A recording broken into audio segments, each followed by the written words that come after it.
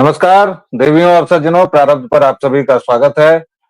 आज हमारे साथ एक समृद्ध पैनल है। हमारे साथ हैं अवनीश पीएन शर्मा, हमारे संपादक, और डॉक्टर अमित सिंह, जेएनयू में एसोसिएट प्रोफेसर हैं, अंतर्राष्ट्रीय अध्ययन संस्थान में पढ़े लिखे, वहां से पीएचडी की और अब फिलहाल वहीं पढ़ा भी रहे हैं।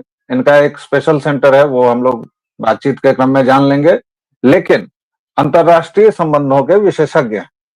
आज दर्शकों बात करेंगे कनाडा की। भारत और कनाडा में बहुत बैड वाटर्स थे, बहुत तकरार हुई, लेकिन इस हद तक पहुंच जाएगी इसका किसी को अंदाजा नहीं था।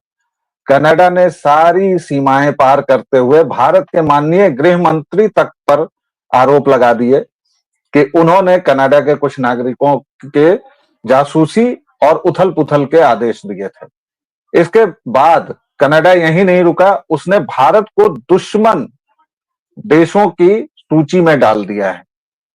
और यह राजनय में अक्सर होता है, डिप्लोमेसी में अक्सर होता है कि दो देश जब भिड़ते हैं तो तू एक निकाल मैं एक निकालूं, लेकिन इसमें बाजी किसके पास है? आखिर ट्रूडो ये सब क्यों कर रहे हैं? किसकी शह है? अमेरिका की शह तो है ही, क्योंकि अमेरिका का जो भी 56वां या 57वां प्रांत ही माना जाता है कनाडा। विशेष जानकारी हमारे विशेषज्ञ देंगे। शुरुआत अमित सिंह से करेंगे और ये जानना चाहेंगे कि कनाडा ने अब शायद ब्रह्मास्त्र भी चला दिया है।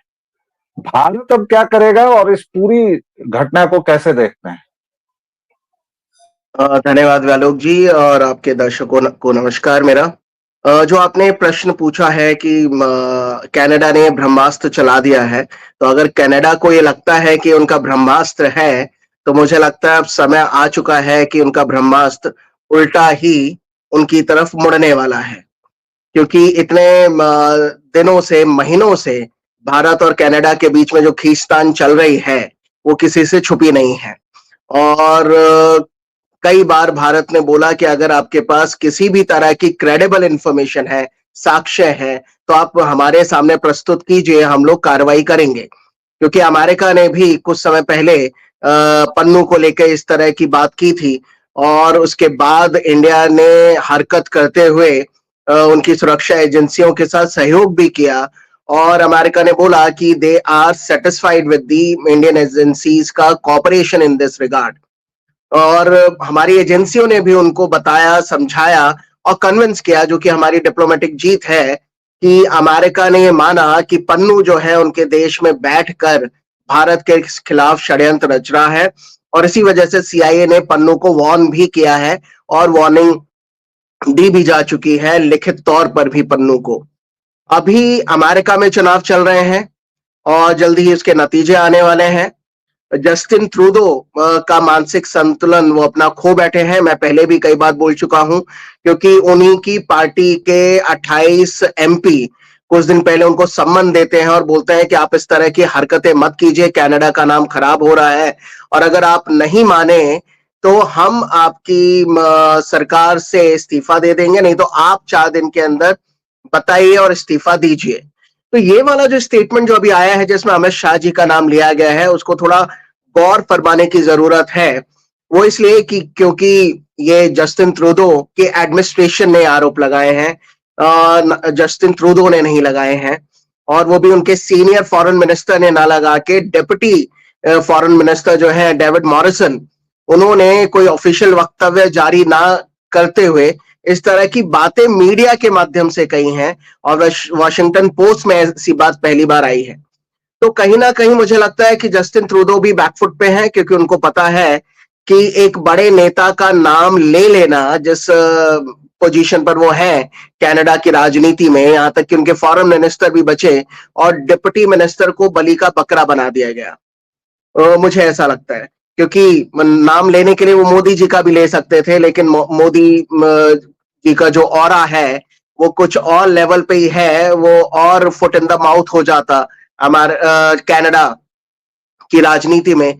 अमित शाह जो कि हमारे गृह मंत्री हैं और इंटरनल सिक्योरिटी को लेके वो बड़े ही मुस्तैद हैं, चुस्त हैं और बहुत ही मुस्तैदी से निर्णय लेते हैं, और ऐसे में वो बिना किसी आधार के उन पर ये आरोप लगा देना बेबुनियाद है और अंतरराष्ट्रीय संबंधों में कॉन्स्पिरेसी थ्योरी होती है, लेकिन वो मुझे लगता है कि पान की दुकान पर या चाय की टपड़ी पर गप्पे मारने के लिए होती है। ऑफिशियल स्टेटमेंट नहीं होता जब तक आपके पास साक्ष्य ना हो।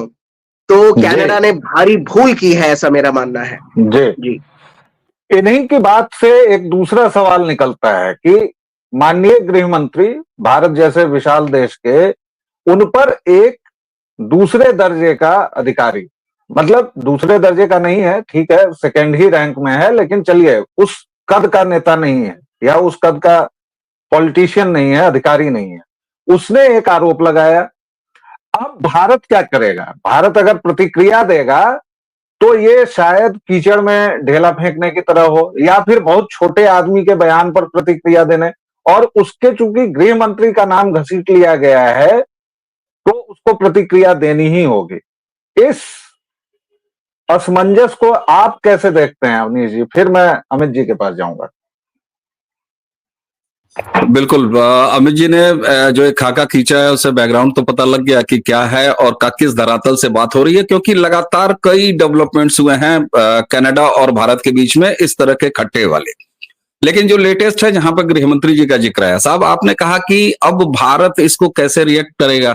साहब भारत ने ऑलरेडी रिएक्ट कर दिया है, और भारत ने किस कदर रिएक्ट किया है, इसका जो चीख है, इसकी चीख जो है वो कनाडा से निकल के आई है। उन्होंने इससे पहले हमारे गृहमंत्री पर यह आरोप लगाया, और अब क्या किया है इन्होंने? अब साइबर थ्रेट 2025 और 26 की जो उनकी नेशनल रिपोर्ट है, उसमें इन्होंने 5वें देश, खतरे वाले देश, जहां से इनको खतरा है, और किस तरह का खतरा है, साइबर सिक्योरिटी वाला मामले का खतरा है, उसकी लिस्ट में डाल दिया है। मजे की बात है, उसकी लिस्ट में रशिया भी है, उसकी लिस्ट में चाइना भी है, उसकी लिस्ट में ईरान है, और वो नॉर्थ कोरिया भी उसी की लिस्ट में है। तो गृह मंत्री, जैसा कि अमित जी ने अभी कहा कि हमारे गृह मंत्री इंटरनल सिक्योरिटी के मुखिया हैं, यानी कि ये पूरा जो गृह का मामला होता है, यानी भारत को सुरक्षित रखना, और इसके बाद विदेश से कैसे रिएक्ट करना है, ये हमारे जयशंकर साहब हैं। तो इन दोनों के बीच का जो मामला है, जहां से ये रिएक्शन गया है, ये जो सिक्योरिटी थ्रेट के लिस्ट में डाला है, मैं इसे एक भारतीय के तौर पर अपने लिए उपलब्धि देखूंगा। माइंड इट, मैं ये कह रहा हूं डॉक्टर साहब कि मैं इसे अपने लिए उपलब्धि देख रहा हूं। कारण ये कि हमने वहां कोई नशे का कारोबार और नशा वहां पर हम भेज रहे हैं, ड्रग्स भेज रहे हैं, वहां टेररिज्म फैला रहे हैं, इस तरह की खतरे वाली लिस्ट में हम नहीं है। कनाडा ने ये कहा है कि ये हमारे यहाँ साइबर के मामले से काउंटर कर सकते हैं, हम पर लीड ले सकते हैं, हमारे जो नैरेटिव्स हैं उस पर काउंटर नैरेटिव कर सकते हैं। तो साहब ये तो भारत की जीत मानूंगा मैं, और रिएक्शन भी मानूंगा, और इतना तगड़ा रिएक्शन मानूंगा कि आपको लिख के दे देना पड़ रहा है। तो ये तो इस तरह की बातें हैं। तो देखिए साहब, जैसे डॉक्टर साहब ने अभी कहा ना, ये एक तू एक मैं, सिर्फ इतना खेल नहीं है। दूसरी चीज, मैं इसको केवल ट्रूडो के अपने विरोध और उनके चुनाव में जाना, चुनाव में उनकी दयनीय स्थिति, सिर्फ इससे भी नहीं देखूंगा। ये जरूर बात है कि बेहद सस्ती हरकतें कर रहा है कनाडा, लेकिन मैं इसमें ये देखता हूं कि भारत और कनाडा के संबंध अब कैसे रहेंगे, और उसमें ये जो हमारे यहां खालिस्तानी अलगाववादियों का एक परमानेंट अड्डा वो बन चुका है। ऐसा तो है नहीं कि सिर्फ ट्रूडो जब से आए हैं तब से खालिस्तान के मामले का नैरेटिव एक वहां पर इस्टेब्लिश्ड है, या एक समर्थन है, या उनको पैट्रोनेज है, ऐसा नहीं है। ये एक लंबा इतिहास रहा है, और भारत अपने जितने ऐसे अनसुलझे पुराने मामले हैं, पिछले 10 सालों में हम उनका अस्थाई इलाज करने की नीति में हैं, और उस नीति से भारत काम कर रहा है। ऐसे में कनाडा से ये जो तीखे से तीखे मामले होते जा रहे हैं, क्योंकि कनाडा से हमारा क्या संबंध है भाई साहब? चाइना हमारा शत्रु देश है, हम उसके साथ अच्छा खासा व्यापार कर रहे हैं। तो अगर कोई हमें ये कहे कि हम चाइना से क्या लेते हैं, अरे सॉरी, कनाडा से क्या लेते हैं, कनाडा से क्या देते हैं, भारत इस मामले में द्विपक्षीय संबंधों में एक्सपर्ट है, वो चाइना जैसे शत्रु देश के साथ भी अच्छा खासा व्यापार कर रहा है। तो ये जो हित है इसको मैं किनारे रखूंगा, क्योंकि उसमें कोई प्रॉब्लम नहीं है। समस्या कहां है? कनाडा से हमारा रिश्ता क्या है, कनाडा से हमारी प्रायोरिटी क्या है? जो खालिस्तानी मानसिकता माइंडसेट वहां पर पलता है और उसको समर्थन मिलता है, इसका निराकरण जरूरी है। और मुझे लगता है कि ट्रूडो मजबूर हुए हैं, क्योंकि भारत अब इस मामले को पूरी तरह से सुलझाना चाहता है, इसका अस्थायी इलाज चाहता है। और संभवतः यही वजह है कि उन्होंने अमित शाह जी का नाम ले लिया। अमित शाह जी को इन्वॉल्व करने का मतलब ये बताता है कि ये बड़े लेवल पर एक लंबी सर्जरी की कवायद है जो भारत ने इनिशिएट की है, और कनाडा को वहां पर जवाब देना पड़ रहा है और इतनी सस्ती हरकत पर उतरना पड़ रहा है। जी अमित जी, अवनीश जी ने जो बातें कही उसको थोड़ी देर के लिए अलग मैं रखता हूं। मैं आपके पास फिर मूल प्रश्न पर आता हूं। मेरा मूल प्रश्न यह है कि शतरंज है और उसमें चेक या उसमें जो चालें चली जा रही हैं, मुझे केवल ये जानने में दिलचस्पी है कि अंतरराष्ट्रीय राजनय जो होता है, डिप्लोमेसी या कूटनीति जिसे कहते हैं, आप लोग जिसको पढ़ते हैं, जिसके विशेषज्ञ हैं, उसमें कनाडा चालें चल रहा है, क्रिया वो कर रहा है, भारत को प्रतिक्रिया देने पर विवश कर रहा है। कनाडा जिससे हमारा कोई सीधा लेन देन नहीं है, जिससे हमारा कोई विदेशी व्यापार का आंकड़ा ऐसा नहीं है कि हम असंतुलित हो जाएंगे। कनाडा ने हमारे लिए एक नासूर पाल के रखा है जिसको खालिस्तान कहते हैं। ट्रूडो को ये उम्मीद है कि उस थोड़े को सहलाते सहलाते वो फिर से प्रधानमंत्री बन जाएंगे।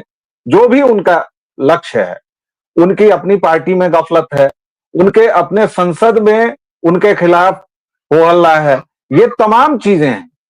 लेकिन प्रश्न वही है कि भारत को प्रतिक्रिया देने पर जो विवश करने की ये कनाडाई चाल है, इसको कैसे आंका जाए और भारत आगे किस तरह बढ़तेगा, कनाडा से ज्यादा अमेरिका के साथ? देखिए, मैंने पहले भी बोला है कि पिछले कई बार ऐसा हुआ है कि भारत इनसे प्रूफ मांगता रहा है कि आपके पास क्रेडिबल एविडेंस है तो आप हमें दीजिए, लेकिन इन्होंने दिया नहीं है। और सिर्फ उल जलूल बयान के माध्यम से कनाडा जो है सिर्फ अपनी ही अंतर्राष्ट्रीय किरकिरी करा रहा है। और यानी भारत को बयान देने पड़ रहे हैं, क्योंकि भारत की किरकिरी तब होती जब कुछ क्रेडिबल एविडेंस कनाडा प्रस्तुत कर देता और सिर्फ भारत को ही नहीं अंतर्राष्ट्रीय मंचों पर वो रख देता, तभी मुझे लगता है कि सिर्फ कनाडा ही नहीं, कई और मुल्क भी कनाडा के पक्ष में आके खड़े होते और भारत के ऊपर प्रेशर बनाते कि आप कोई कार्रवाई कीजिए, आप इस तरह की हरकतें नहीं कीजिए। मामला यूएन तक भी चला जाता, लेकिन उनके पास कोई भी क्रेडिबल एविडेंस है ही नहीं। और ऐसे में भारत का रिएक्ट करना बहुत आसान है, क्योंकि भारत को पता है कि भाई आपके पास कुछ है नहीं, आप नहीं दे रहे हैं, आप सिर्फ राजनीति खेल रहे हैं। तो कनाडा जो है वो शह और मात के खेल में हर बार खुद को ही शह दे रहा है, खुद को ही मात दे रहा है, और उसकी वजह से उनकी एक अंतर्राष्ट्रीय किरकिरी हो रही है। जो मैंने कई बार बोला है कि जस्टिन ट्रूडो की सरकार अंतिम सांसें ले रही है और जल्दी ही वहां चुनाव होने वाले हैं, उनकी क्रेडिबिलिटी खत्म होती जा रही है। और मैं तो यही बोलना चाहूंगा कि जो जहां तक मुझे लगता है कनाडा को जानते हुए कि वो वापस सत्ता में आने वाले नहीं है, क्योंकि कनाडा में भूखमरी, बेरोजगारी और डेवलपमेंट ना के बराबर हो रहा है। मैंने पिछले एक कार्यक्रम में आपके साथ ही बताया था कि प्रधानमंत्री का जो खुद का आवास भी है वो जर्जर हो चुका है, उसको रिपेयर करने तक के पैसे नहीं है। तो कनाडा जैसा देश जो अमेरिका का परजीवी बनकर उनके कंधे पर उछल रहा है, मुझे लगता है उनको अमेरिका से सीख लेनी चाहिए।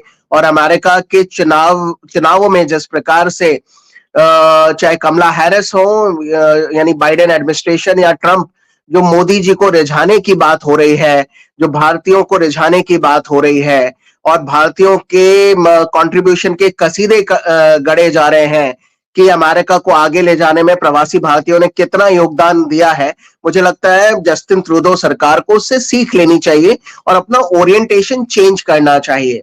रही बात द्विपक्षीय संबंधों की या आर्थिक आधारों की, तो मैं इतना ही बोलना चाहूंगा कि अगर आगे जाके संबंध और भी खराब होते हैं तो उससे भारत को कुछ खास नुकसान नहीं होगा, नुकसान कनाडा को ही होने वाला है, क्योंकि कनाडा एक ऐसा मुल्क है कि वहां की खुद की अपनी पॉपुलेशन आराम पसंद करती है, मैनुअल वर्क नहीं करती है, और उसके मैक्सिमम कामों के लिए वो सिर्फ इमिग्रेशन पर डिपेंड रहते हैं। और भारत से अच्छा खासा इमिग्रेंट्स हर दिन, हर दूसरा आदमी जो वहां पहुंच रहा है वो भारतीय ही है। यहाँ तक कि कई सारे स्टूडेंट भी अमेरिका कनाडा में, जिसका नंबर अच्छा खासा है, वो कनाडा जाता है पढ़ने के लिए। और उसकी वजह से अमेरिका की जो कनाडा की जो अर्थव्यवस्था है उसमें एक पॉजिटिव कंट्रीब्यूशन भारतीय स्टूडेंट कर रहे हैं, डॉक्टर कर रहे हैं, नर्स कर रहे हैं।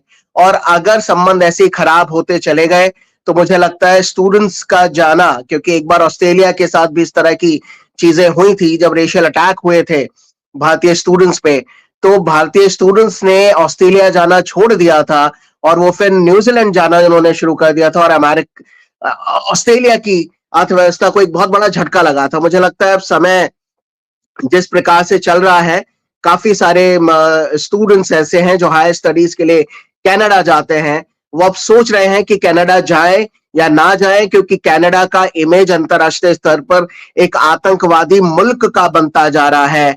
जिस प्रकार से पाकिस्तान अपने देश में आतंकवादियों को पाल रहा है, उसी प्रकार से कनाडा पिछले कई सालों से खालिस्तानी आतंकवादियों को अपने मुल्क में पाल रहे हैं। उनके ऊपर कोई भी कार्रवाई नहीं कर रहे हैं। पीछे उसने लॉरेंस बिश्नोई गैंग का भी नाम लिया था, और अभी हाल ही में उन्होंने लॉरेंस बिश्नोई के कजन ब्रदर को भी गिरफ्तार किया है। भारत ने बोला कि इसको आप हमें सौंपिए, हम इसके ऊपर कार्रवाई करेंगे, क्योंकि भारत में भी इसके ऊपर बहुत सारे आरोप हैं। यहाँ तक कि भारत ने कुछ दिन पहले निज्जर का भी डेथ सर्टिफिकेट मांग लिया था, जो कि अभी तक कनाडा ने प्रोवाइड नहीं कराया है। और मुझे लगता है कि ये एक इम्पोर्टेंट पॉइंट है, क्योंकि हो सकता है सुरक्षा एजेंसियों को ये पता चला हो कि निज्जर मारा ही नहीं गया है, कनाडा सिर्फ और सिर्फ राजनीति कर रहा है, तो इसलिए उसका डेथ सर्टिफिकेट मांगा गया। लेकिन मुझे लग रहा है कि वो अपनी चालों में फंसता जा रहा है, और उसी वजह से उन्होंने गाहे बगाहे अमित शाह जी का नाम ले लिया है। लेकिन ये नाम लेना अमित शाह जी की राजनीति के लिए बहुत अच्छा होगा, क्योंकि भारत में बैठे हुए जो भारतीय जनमानस है वो उनको एक लौह पुरुष की तरह देखते हैं, कि जिस प्रकार से वो इंटरनल सिक्योरिटी के कंसर्न को हैंडल करते हैं। अगर इस तरह की चीजें चलती रही तो मुझे लगता है कि भारतीय राजनीति में तो अमित शाह का नाम और ऊपर पहुंचेगा। कि तो मुझे लगता है कि कनाडा को सोचना पड़ेगा कि वो क्या करना चाहते हैं अपने भविष्य के साथ। भारत के साथ वो कुछ भी नहीं कर पाएंगे। जी, एक चीज देखने की और गौर करने की है कि परिवार में, जैसे आमतौर पर भारतीय परिवारों में कोई बहू जो आती है वो जब तक चुप रहती है, सभी की बातें सहती है, तब तक वो बड़ी अच्छी रहती है। और अचानक जब उसका स्वाभिमान जागता है, या वह जस को तस जवाब देने लगती है, या वह केवल फैक्ट्स रख देती है, तो भी उसकी बुराई शुरू हो जाती है। भारतवर्ष, मुझे जहां तक याद आता है कि करीब 10-15 वर्षों पहले ऐसा मुल्क था कि पाकिस्तान से दिन रात पिटता था आतंकवाद के मसले पर, और पाकिस्तान अंतरराष्ट्रीय मंचों पर हमें खड़ा कर देता था कटघरे में। हम बार बार डॉजियर भेजते रहते थे, कभी हमें मालदीव आंखें दिखा देता था, अमेरिका वगैरह की तो बात ही जाने दीजिए। और इस 10 वर्ष में ऐसा क्या हुआ है कि मालदीव ने आंखें दिखाई? एक दिन हमारे प्रधानमंत्री लक्षद्वीप टहल लिए, पता चला कि मालदीव पूरा समंदर में डूबने को तैयार है, उसकी अर्थव्यवस्था सिंक होने लगी। अमेरिका ने आंखें दिखानी चाहिए, अमेरिका को जस का तस जवाब मिल गया। हमारे विदेश मंत्री तो और खतरनाक हैं, खूंखार मैं कहना चाहता था लेकिन खतरनाक हैं, कि वो तो यूरोप में बैठ के यूरोप को आईना दिखा देते हैं कि भैया वो समय चला गया जब यूरोप की समस्या पूरे विश्व की समस्या होती थी। अवनीश जी, तकनीकी बातें हम अमित जी से कहेंगे, सुनेंगे और कर भी रहे हैं। ये जो पक्ष है इस पर आप थोड़ा प्रकाश डालिए कि ऐसा क्या भारत अब वो बहू बन गया है जिसने अब तर्क से और तथ्यों से अपनी बात कहनी शुरू कर दी है, और यही पूरी दुनिया में खलबली का कारण है? क्या ऐसा कुछ आपको भी लगता है? आपके इस प्रश्न का एक लाइन का जवाब है, भारत का प्रधानमंत्री अब देहाती औरत नहीं रहा 2014 से, ये घटना घटी है। तो मुझे लगता है कि ये पर्याप्त है कि क्या बदलाव हुआ है। मैं एक दूसरी बात पर आना चाहता हूं और खासतौर से मैं अमित जी के सामने ये बात रखना चाहता हूं कि ये कितना विचारणीय है। एक चीज आप जब ये ध्यान आप दीजिए कि एक तरफ इतनी सस्ती हरकत करता है कनाडा कि वो लॉरेंस बिश्नोई, जिसके हमारे यहां अगर कोई नाम लेता है तो पप्पू यादव जैसे लोग जो है वो अपनी सुरक्षा बढ़ाने के लिए नाम लेते हैं, या तो फिर देश के बाहर कनाडा नाम ले लेता है। एक तरफ ये सस्ता एक्ट, दूसरी तरफ इतना महंगा एक्ट कि इस तरह के मामलों में अपने यहां कुछ गड़बड़ हो रहा है तो उसमें भारत के गृह मंत्री का नाम ले लेता है। यहां मैं एक चीज देख रहा हूं, ये वही कनाडा है और वही ट्रूडो है जो खालिस्तानी पूरे इकोसिस्टम को न सिर्फ कनाडा में इस्टेब्लिश होने दे रहे हैं बल्कि उनके प्रचंड समर्थन के लिए जाने जाते हैं। ऐसे में उनको ये भी पता है कि हमारे यहाँ का वीजा पाने के लिए हमारे देश में पंजाब में लाइनें लगी रहती हैं। डॉक्टर साहब ने अभी कहा कि कनाडा हमसे बहुत सारा कमाता है, लेकिन ये भी सही है कि कनाडा जाने के लिए हमारे पंजाबी भाई, हमारे खासतौर से सिख बंधु, ये बहुत ज्यादा लालायित रहते हैं। ये बीमारी हरियाणा तक पहुंच चुकी है। मैं इसको बीमारी नहीं कहता हूं, कोई भी अपने उज्जवल भविष्य के लिए जाना चाहता है। निज्जर के मामले को लेके जितना उठाया है, और मुझे लगता है कि गृह मंत्री का जब नाम लिया है इस मामले में, तो क्या ये ऐसा नहीं है कि ट्रूडो जो कैनेडियन जो खालिस्तानी इकोसिस्टम है उसके दबाव में वो ये प्रयास कर रहे हैं कि पहले उनका असफल प्रयास रहा कि उनको पंजाब से, भारत के पंजाब से कुछ ऐसा जन समर्थन कि नहीं कनाडा के साथ रिश्ते सही करो, ऐसे करो वैसे करो, हमारे भाई वहां रहते हैं। मैं ये नहीं कह रहा हूं कि खालिस्तानी इकोसिस्टम को यहां से सपोर्ट मिल रहा है, नहीं, हालांकि ये भी है कि कुछ अर्थों में मिल रहा है, क्योंकि आज के पंजाब का सच ये भी है ना कि 2 अलगाववादी सीधे सीधे संसद पहुंचे हैं और तीसरा जीतते जीतते रह गया इसी पंजाब से। तो आप इस बात से इनकार नहीं कर सकते, ये शुतुरमुर्गी एक्ट होगा कि आप जबरिया कहें कि नहीं साहब पंजाब में सब कुछ ठीक है। मुट्ठी भर लोग हैं और वो फ्लरिश हो रहे हैं और वो मुखर हो रहे हैं और उन्होंने जिताया है, यहां तक मुखर हो रहे हैं। तो मुझे ऐसा लगता है डॉक्टर साहब, मैं आपकी तरफ ये बिंदु बढ़ाता हूं कि कहीं ये ऐसा तो नहीं है कि पंजाब से समर्थन की एक बात आए, दबाव पड़े भारत सरकार पर, और किस पर, कौन सी मिनिस्ट्री इसके लिए रिस्पॉन्सिबल है? निश्चित रूप से गृह मंत्रालय रिस्पॉन्सिबल है कि भाई साहब ऐसा कुछ नहीं, हमारी नीतियां सही करिए, हमको कनाडा से दोस्ती रखनी चाहिए, आप थोड़ा दब जाइए, आप जो है नीचे बैठ जाइए और इस तरह के कंप्रोमाइजेस करिए, हमारे बच्चों का फ्यूचर खराब हो जाएगा और हमारे इतने सारे लोग हैं, हमारे रिश्तेदार हैं, हमारे यहाँ पैसे इतने आते हैं और हम कनाडा जाना चाहते हैं। जब भारत सरकार और हमारा गृह मंत्रालय इस पर बिल्कुल कान नहीं दिया, बिल्कुल दबाव में नहीं आया, कोई ऐसा माहौल बनाने में असफलता हाथ लगी, तो उन्होंने सीधे सीधे गृह मंत्री का नाम ले लिया। क्योंकि गृह मंत्री का नाम लेना मुझे बार बार चौंकाता है और इसको मैं खालिस्तान एंगल से जोड़कर देखता रहा हूं, देखूंगा, क्योंकि इसकी अपनी वजह है। कहीं ये तो ऐसा नहीं है कि ये जो गृह मंत्री और बार बार इस तरह से रिएक्ट कर रहा है कनाडा, तो यहां जो एक समर्थन नहीं बना पाया, एक माहौल नहीं बन पाया, न खालिस्तानियों पर इस देश ने कोई ध्यान दिया, न कनाडा से आ रहे प्रेशर पर कोई ध्यान दिया, न उनके इकोसिस्टम पर ध्यान दिया। ऐसा कुछ नहीं हुआ और सरकार के लिहाज से भी हुआ और समाज के लिहाज से भी हुआ। भारत में भी इसको लेके कोई चिंता नहीं, कहीं से कुछ नहीं, एक भी आवाज नहीं। वरना तो ये वही देश है ना कि पाकिस्तान से रिश्ते सही कर लीजिए, आपको पाकिस्तान के साथ सफेद कबूतर उड़ाने चाहिए, 4 पैरोकार यहाँ खड़े हो जाते हैं। लेकिन कनाडा के मामले में अभी तक एक भी इस तरह का पैरोकार नहीं खड़ा हुआ। ये जो असफलता हाथ लगी है, तो और ये असफलता हाथ लगी है खालिस्तानी माइंडसेट का जो इकोसिस्टम है कनाडा में, और उसके दबाव में, चूंकि भाई इलेक्शन है और इलेक्शन में आप जानते हैं हमारे यहाँ नहर, सड़क, खड़ंजा, पुल, पुलिया, इनका अनाउंसमेंट नेताओं से करा लिया जाता है। तो ऐसा तो नहीं है कि ट्रूडो उस चक्कर में खेल रहे हैं खालिस्तानियों के, और उन्होंने गृह मंत्री का नाम ले लेने में इतना सस्तापन पे उतर आए। जी, ये बहुत काबिले गौर बात और एक तरह से प्रश्न भी है। तो आगे कुछ इसमें जोड़े बिना डॉक्टर अमित सिंह, आपकी क्या राय है इस पूरे मसले पर? देखिए इसमें क्योंकि पंजाब से समर्थन अगर जस्टिन ट्रूडो की सरकार चाहती है तो वो नहीं मिल रहा है, उसके भी वजहें हैं। इसमें कोई शक नहीं है कि पंजाब में अभी आम आदमी पार्टी की सरकार है और पिछले चुनावों में कई सारे खालिस्तानी समर्थकों ने जो कनाडा में बैठे हुए थे, उन्होंने आम आदमी पार्टी की सरकार को फंडिंग देते हुए, यानी उनकी पार्टी को फंडिंग देते हुए एक रास्ता मुखर किया जिससे कि आम आदमी की जो पार्टी है वो पंजाब की सत्ता में आ जाए। लेकिन कनाडा जाने वाले क्या सारे लोग सिख हैं? नहीं। क्या कनाडा जाने वाले सारे सिख खालिस्तान को सपोर्ट करते हैं? नहीं। कनाडा में जो भी पंजाब से लोग जाते हैं उसमें थोड़े सिख हैं और वो सारे के सारे खालिस्तान को समर्थन नहीं देते हैं और ज्यादातर जो पंजाब से जा रहे हैं वो हिंदू भी हैं।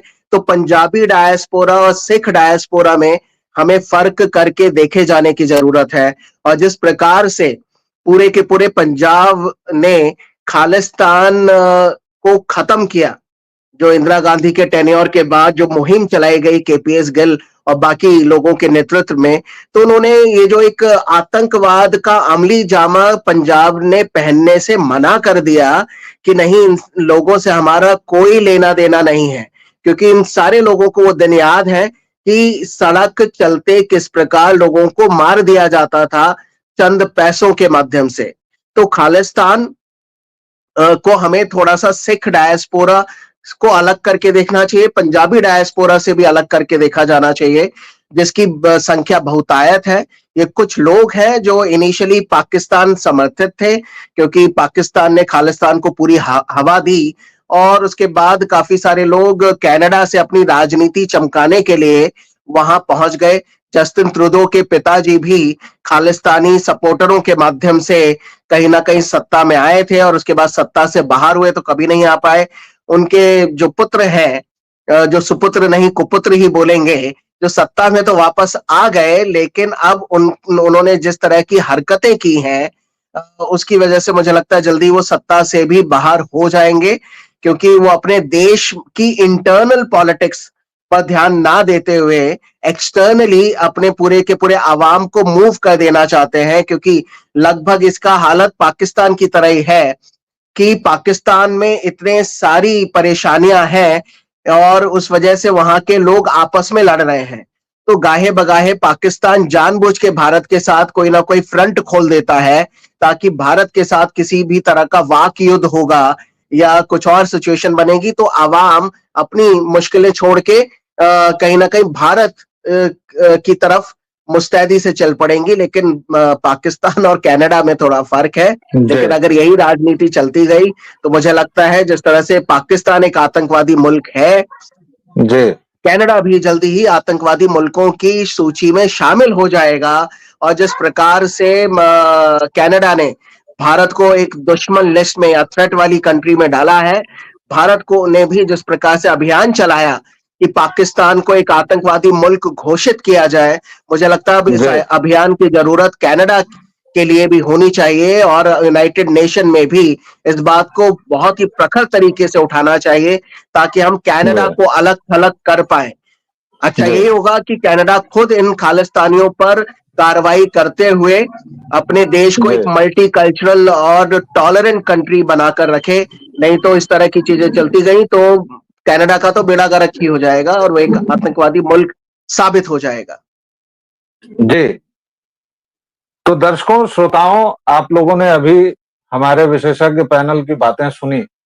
कनाडा ने फिर से अपनी बदनीयत दिखाई है, लेकिन भारत इतना समर्थ देश है, इतनी सामर्थ्य है हम में कि उसका जवाब हमारे प्रधानमंत्री, विदेश मंत्री और गृह मंत्री के लेवल तक शायद बात भी ना आए। यही दोनों आपस में निपटा लेंगे और उसके बाद कनाडा को लेने के देने भी पड़ जाएंगे। खासतौर से हो सकता है कि आज या कल में विदेश मंत्री जयशंकर की वो स्वयं अंग्रेजी वाली या फिर बिल्कुल परिष्कृत हिंदी में कुछ हमें सुनने को मिल जाए, उसका हमें इंतजार रहेगा। अवनीश जी बहुत बहुत धन्यवाद। अमित जी आपका भी बहुत बहुत धन्यवाद। आप दोनों ने अपने व्यस्त कार्यक्रम में से हमें समय दिया। दर्शकों श्रोताओं, प्रारब्ध पर अपना स्नेह और प्रेम बनाए रखिए। प्लीज लाइक, शेयर और सब्सक्राइब कीजिए। घंटी का आइकॉन दबा लीजिए ताकि अगले वीडियो की सूचना मिलती रहे। आप सभी को बहुत बहुत स्नेह और प्रेम। जय सिया राम।